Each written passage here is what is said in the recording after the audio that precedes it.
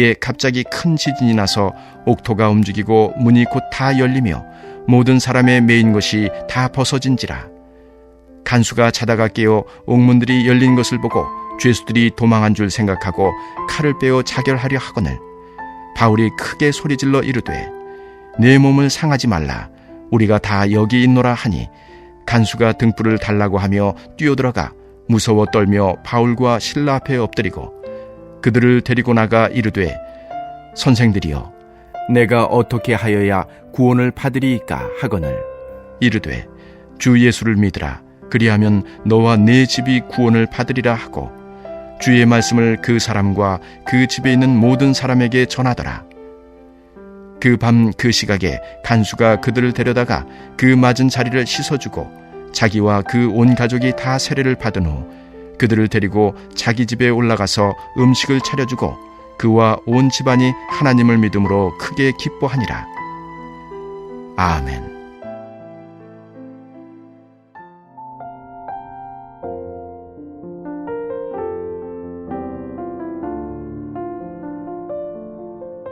세계에는 많은 종교가 있는데 오늘은 인도의 힌두교에 대해서 잠시 말씀드리고자 합니다. 작년을 기준으로 중국보다 인도가 이제 사람이 더 많은 나라가 됐습니다. 15억 2천만 정도로 보고 있는데 사실은 1년에 너무 많이 태어나기 때문에 정확하게는 모릅니다. 그런데 이제 세계보건기구에서 조사해 보니까 올해부터 인도가 더 많다 그렇게 발표가 된 것입니다. 이 15억에 이르는 인도 사람들 가운데 80%가 힌두교인입니다. 이 힌두교인들은 인생을 100년으로 보고 그 100년을 4단계로 나눕니다. 첫 번째 단계가 학습기인데요. 말 그대로 공부할 때입니다. 아이들 학교 가고 보통 이제 대학을 졸업할 때쯤 되면 우리도 대충 한 25살 되지 않습니까? 그래서 25세까지는 학습기로 부모님의 도움 아래서 공부하고 살아가는 시기입니다. 26세부터 50세까지를 가죽이라고 하는데 우리 표현이 좀 그렇지만 집에서 사는 날들입니다. 결혼해서 자녀를 기르고 자기의 자녀들을 기르면서 50세까지 그렇게 살아가는 것입니다. 자, 이제 51세가 되면 우리가 좀 잘 안 쓰는 표현인데 51세부터 75세까지를 임석이라고 부릅니다. 이 임석가 뭐냐 하면은 숲을 임자에 살 서자인데요. 숲에서 산다는 것입니다. 숲에서 산다는 것이 무엇일까? 50세까지는 가족을 돌봐야 되기 때문에 열심히 일하지만 51세부터는 숲풀에 살면서 생계에서 좀 자유로워져서, 물론 이건 형편이 좋아야 되겠죠. 실제로 그런 사람들이 이런 일을 할 수 있습니다. 자기의 영혼에 대해서 생각한다는 것입니다. 예를 들면 내가 직장 생활을 했다. 그럼 내가 50세 될 때는 은퇴하겠어 하고 조용한 숲에 가서 자기 집을 떠나서 홀로 살아가는데, 이때 인도 사람들이 하는 일이 자기의 영적 스승, 이 힌두교의 유명한 수도성들을 정한다는 것입니다.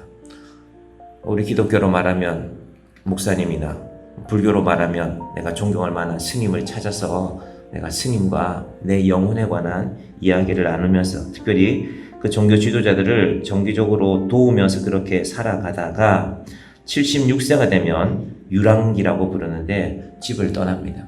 인도 선교사님 얘기를 들으니까 인도에서 잘 모르는 사람들은 나이 많은 할아버지들이, 주로 남자분들이 그렇게 하는데 집을 떠나서 그냥 길가에 가만히 앉아 있답니다. 그럼 저분이 구걸을 하는 사람인가 하고 돈을 주면 큰일 난답니다.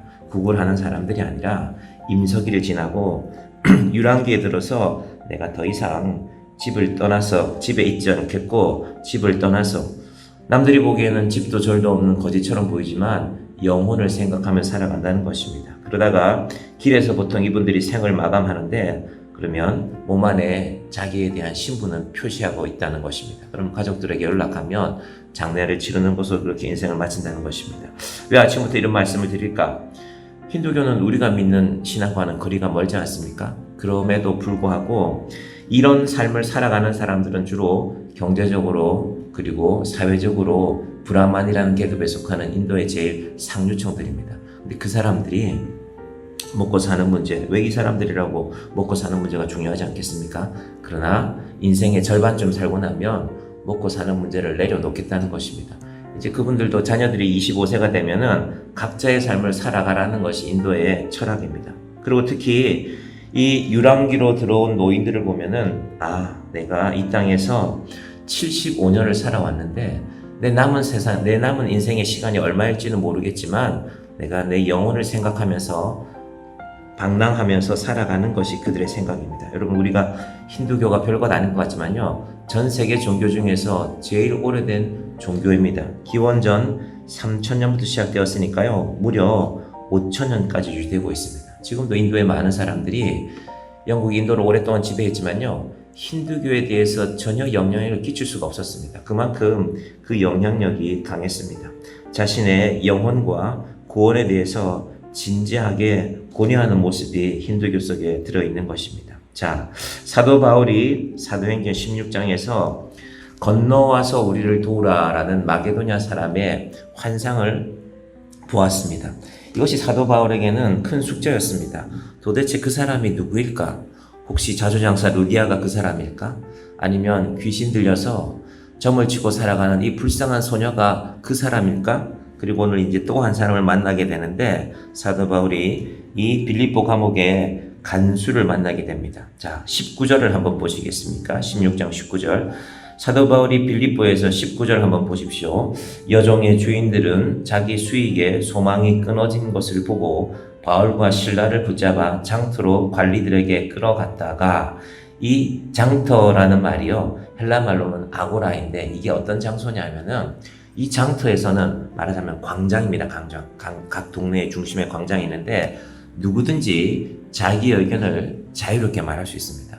그래서 이 민주주의가 시작된 나라가 바로 이 그리스입니다. 그리고 그 시작이 아고라 광장에서 난 의견이 다릅니다. 당신은 나보다 지위가 높고 당신은 나보다 힘이 있는 사람이지만 내 생각에는 이것이 맞다고 생각합니다 하고 자유로운 토론이 벌어지는 것입니다. 그런, 말하자면 민주주의의 기원이 있는 것이 이 광장인데, 여기서 뭐 합니까? 여종의 주인들은 자기 수익에 소망이 끊어진 것을 보고 바울과 실라를 붙잡아 장터로 관리들에게 끌어갔다가 함부로 인권을, 바울과 실라를 해하고 있는 것입니다. 여러분, 온 세상의 많은 나라들이 민주주의를 내세우고 있습니다. 여러분, 북한도 그 정식 명칭에 민주주의가 들어갑니다. 북조선 인민민주주의공화국입니다. 일본 뉴스를 들어보면 그 긴 발음을 그대로 합니다. 기타조선, 진린, 민주주의, 그런 내용이 기억이 납니다. 근데 그게 민주주의가 어디에 있습니까? 인간은 남들에게는 그럴듯한 걸 내세우지만요, 자기의 이익이 관여되면 잘 지키지 않습니다. 바울과 실라가 그래서 감옥에 잡혀가게 된 것입니다. 귀신 들려서 인생의 소망이 끊어진 한 여인을 고쳐주었는데, 반대편에서는 너 때문에 우리가 돈을 못 벌게 되었으니까 너를 고발하겠다. 이 사건이 지금 사도행전 16장에서 벌어졌습니다. 그래서 어떻게 됐습니까? 24절 보시면, 깊은 감옥에 그가 이러한 명령을 받아 그들을 깊은 옥에 가두고 깊은 감옥에 가두었습니다. 깊은 감옥이란 말은 너 풀려날 생각하지 마라. 발에도 착고를 채웠습니다. 도망갈 생각하지 말라는 것입니다. 근데 그들의 생각대로 이루어지지 않습니다. 하나님께서 움직이시면 사람이 만든 것들은 언제 무너질지 모릅니다. 우리 26절 같이 볼까요? 이에 갑자기 큰 지진이 나서 옥토가 움직이고 문이 곧다 열리며 모든 사람의 매인 것이 다 벗어진지라. 불과 몇 초 전까지만 해도 상상할 수 없는 일이었습니다. 여러분, 기도한다는 것은, 여러분, 기도하면서도 사실은 우리는 내 계획을 다 정해놓습니다. 이렇게 기도하면 요만큼 이루어지면 좋겠다. 그건 우리 계획이죠. 그런데 우리 계획으로 하나님을 제한하시면 안 됩니다. 하나님, 설마 그게 될까요? 나는 요만큼이면 좋겠는데요. 우리 계획으로 하나님을 제한하지 말기를 바랍니다. 여러분, 그것이 믿음입니다. 우리가 계획은 하지만, 하나님, 제 계획은 이만큼이지만 하나님께는 더 좋은 길이 있지 않겠습니까? 여러분, 이게 기도 아닙니까? 오늘 우리 찬양 가사에 보았던 361장 찬양에 보았던 크로스비라는 이 여자분인데요, 1880년도에 이 찬양을 작곡했는데 이분이 1820년도에 태어났습니다. 이분이 흑인이었는데 미국 뉴욕의 남쪽의 가난한 동네에서 태어나서 태어나고 나서 6주 되었을 때 눈 밑에 다래끼도 아니고 뭔가 종기 같은 게 생겨났습니다. 그때는 제대로 된 약국이 없었습니다. 그래서 약국이라고 펼쳐놨지만 미국 정부가 이렇게 권한을 준 게 아니라 그냥 자기 방식대로 온 세계 사람들이 몰려들었지 않습니까? 영국 사람, 독일 사람, 이태리 사람들이 다 몰려들어서 그냥 약국이라고 해놓은 데를 찾아갔더니, 그 병에는 말이야, 당신 돈이 많이 없으니까 비싼 약을 못 사니까 겨자를 푹 삶아서 눈 밑에 이렇게 대주라고 그랬습니다. 겨자 기운이 얼마나 독합니까? 그때부터 눈이 멀었습니다. 생후 6주부터. 그래서 평생을 맹인으로 살아간 것입니다. 앞이 안 보이니까 뭐 했겠습니까? 집 앞에 앉아 있었겠죠. 교육도 한참 뒤에 받았고, 집 앞에 앉아 있으면서 이분이 한 일이 뭐였냐면요, 지나가는 사람들 얘기 듣는 겁니다. 공부도 할 수 없고 돈도 벌 수 없고 그저 집 앞에 엄마가 의자 하나 두면 그 앞에 앉아서 사람들 이야기를 듣는 것입니다.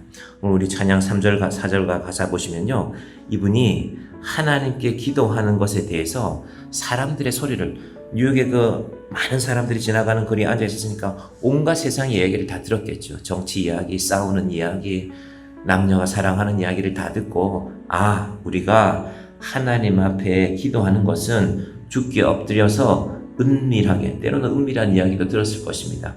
구할 때 곧 응답받는데 그 밑에 가사가 중요합니다. 잘못된 것 아뢰면 치근히 여기사. 우리는 잘못된 걸 아뢰 수도 있습니다. 그러나 하나님이 우리를 치근히 여기시고 더 좋은 곳으로, 바른 길로 인도하시는 것이 바로 기도입니다. 사도 바울은 내가 풀려나게 하려고 기도하지 않았지만 하나님께서 풀어주십니다. 자, 그 이후에 어떤 일들이 벌어질까? 27절부터 32절 보시면요, 간수가 옥문이 열린 것을 보았습니다. 온 땅이 흔들렸으니까 옥문이 열렸겠죠. 그런데 그 이후에 대화들이 중요합니다. 지금 이 간수가 이 사람들 절대 도망치면 안 된다고 빌립보의 로마 군대 대장에게 명령받은 사람입니다.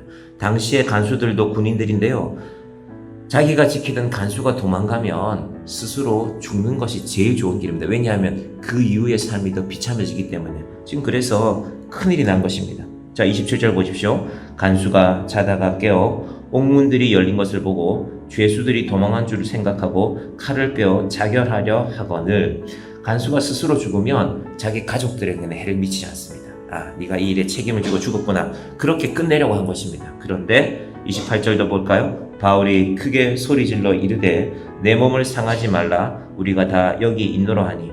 간수의 입장에서는 상상할 수 없는 일이 벌어진 것이죠.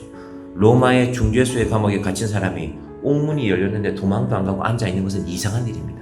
그래서 이상한 일을 바울이 설명해 주는 것입니다. 29절, 간수가 등불을 달라고 하며 뛰어들어가 무서워 떨며 바울과 실라 앞에 엎드리고 존경하는 것입니다. 아니, 감옥문이 열리면 다른 사람들이면 다 도망갔을 것인데 어찌해서 당신들은 도망가지 않았습니까? 당신들에게 절을 합니다. 존경을 표하는 것입니다.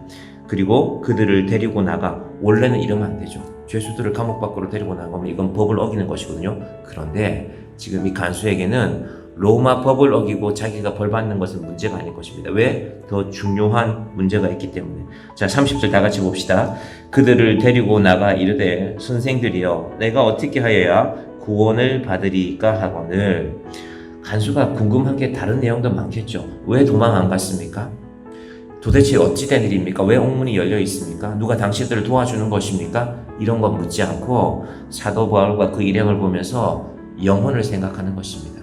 인도의 임서기를 지나서 방랑기를 살아가는 사람들이 세상에 왜 그 사람들이라고 중요한 게 없겠습니까? 왜 그분들이라고 손주들 재롱 보고 싶지 않겠습니까? 그런데 그게 중요한 게 아니라 내 영혼이 어떻게 될까가 더 중요하기 때문에 방랑하면서 노년의 삶을 불편하게 살아가는 것입니다. 이 사람도 묻습니다. 31절에 그래서 그 유명한 구절이 나옵니다. 31절, 이르되 주 예수를 믿으라, 그리하면 너와 내 집이 구원을 받으리라 하고. 이 말이 온 세계 가운데서 얼마나 많이 선포되어지고 있습니까?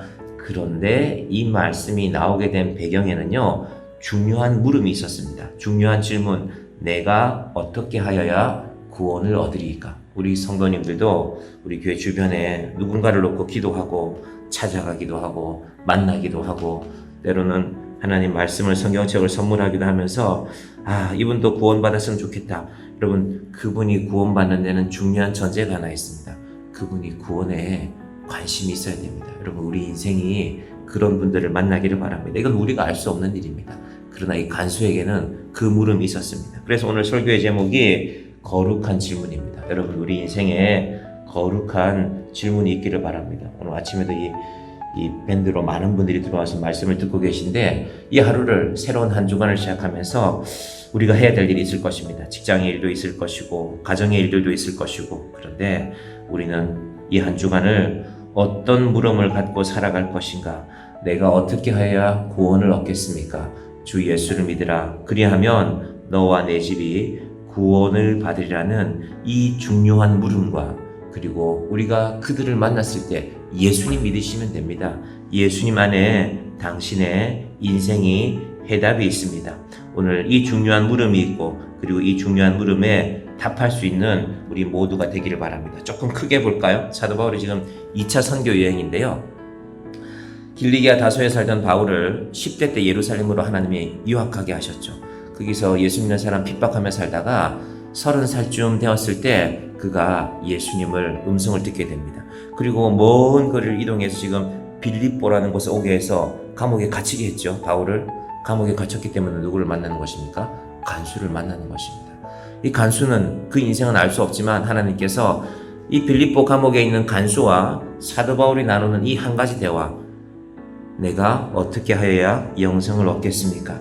주 예수를 믿으라, 너와 내 집이 구원을 받으리라. 여러분, 우리 인생에도 여러분과 누군가가 이 대화를 나눌 수 있기를 바랍니다. 누군가가 여러분에게 당신 예수 믿는데 그 어떻게 해야 내가 구원받습니까? 예수님 믿으십시오. 그리하면 당신과 당신 집이 구원을 받을 것입니다. 이 놀라운 질문과 대답이 있는 저와 여러분의 인생이 되기를, 우리는 모릅니다. 하나님께서 우리를 어딘가에 데려다 놓으시면 그 대화가 이어지는 것입니다. 저와 여러분의 인생에도 이 놀라운 하나님의 만남이, 은혜가 있기를 주님의 이름으로 간절히 축원드립니다. 기도하겠습니다. 하나님 감사합니다. 새 한 주간을 시작하면서 우리 마음 가운데는 어떤 물음이 있습니까? 이 한 주간 동안에 내가 무슨 일을 해야 될까? 내가 어디 가서 누구를 만나야 될까? 하나님, 들의 꽃도 입히시고 공중에서도 먹이시는 주님의 약속이 있음에도 불구하고 우리가 여전히 우리 삶에 필요한 것들만을 기도로 삼고 살아가지 않게 하여 주시옵소서. 오늘 이 빌립보 감옥의 간수가 내가 무엇을 하여야 영생을 얻겠습니까? 자기 인생의 가장 중요한 질문을 던졌고, 주 예수를 믿으라, 그리하면 너와 네 집이 구원을 얻으리라. 사도 바울의 입에서 이 세상 가운데 가장 중요한 복음의 선포가 이루어졌습니다. 하나님, 우리 인생에도 이 놀라운 거룩한 말들이 오고 가는 인생 되게 하여 주시고, 하나님의 인도하심을 따라서 이 한 주간도 믿음 안에 살아가게 하여 주시옵소서. 예수님의 이름으로 기도드립니다. 아멘.